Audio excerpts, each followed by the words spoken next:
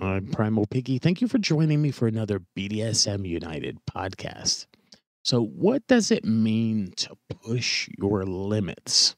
And who is allowed to push them?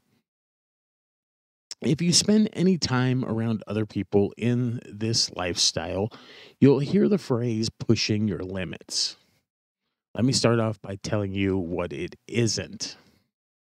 The limits in pushing your limits are not, I repeat, they are not your hard limits. And hard limits are things that you do not consent to. This can be things that you're just not into, activities that are triggering because of past trauma, or basically any reason that you have to make something a hard limit for you is a valid reason. Those limits are completely off limits. They're not up for negotiations.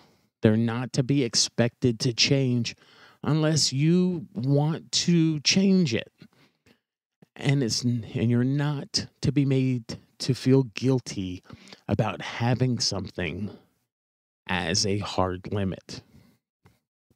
Unless the kink in question is triggering from just discussing it, you should discuss the kinks with anyone you're comfortable with as to why those kinks are a hard limit for you.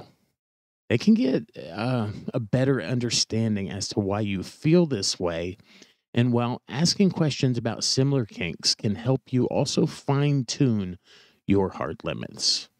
For example, you have fire or candles as a hard limit, so that should mean wax play as a hard limit.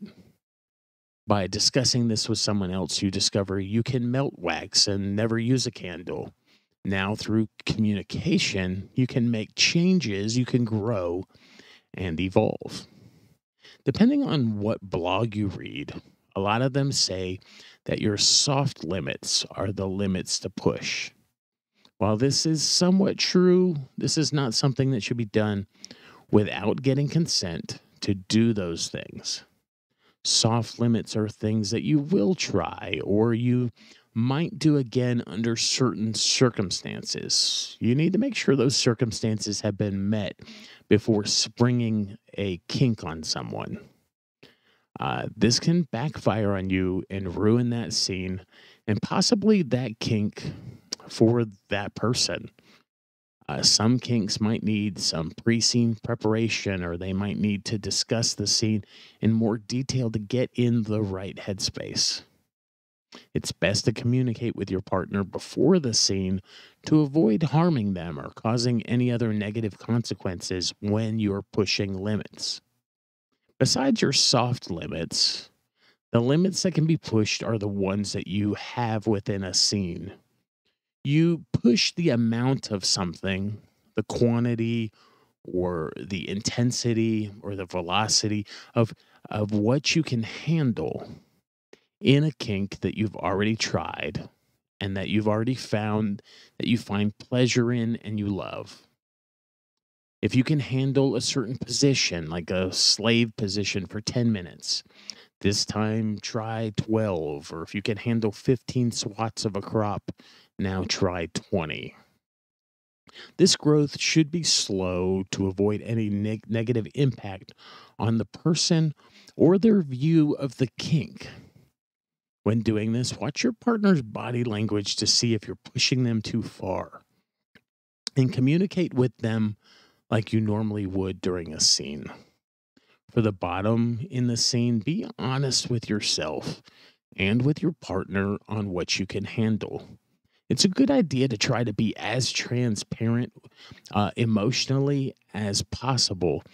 That means no matter what, telling them what you're feeling, telling them as best as you can what the sensation is and what it feels like to you, not just physically, but also emotionally. As a masochist, we'll push past what we're comfortable with to keep receiving pain. When you're trying new kinks, new to you or new between the top or the bottom, communicate any issues you have or can foresee happening. If you're pushing your limit, you can handle of a kink, be aware of changes in the bottom. It can become too much very quickly. As a bottom, let the top know if the pain level is too much or if the activities are triggering emotional or physical issues they should know about. This would be a good time if these things begin to happen to call a yellow. It's a type of safe word where it's telling someone to slow down or to reassess or reevaluate what is going on, to temporarily pause so that they can do so. Educators push how important communication is within this lifestyle. Unless you're gagged or ordered not to speak, be sure to communicate with your partner during a scene. If this is the case before the scene, discuss how you're allowed to let the top know if there's an issue, regardless how major or how minor you think it is. I'm not sure where the misconception that scenes are silent or there's no talking between the people in the scene comes from, but it's just not true. Perhaps this is where the difference between fantasy and reality. This is where a lot of issues could be solved without using a safe word. I have a cramp. Such and such part of my body is going numb. I need to pee. You don't need a red safe word. The safe word red used for stop really should only be used in emergency situations, as the top should spring into action, stopping the scene and start undoing whatever the issue is. This is really a good, like I said earlier, a good, it's good to have a yellow, and it's not quite the same kind of safe word.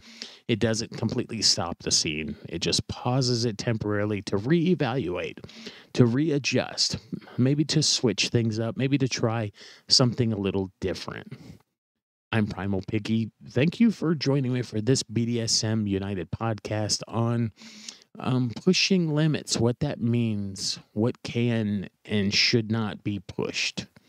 You can find all of our BDSM educational resources and all of our social media links and just a lot of really good stuff at bdsmunited.com.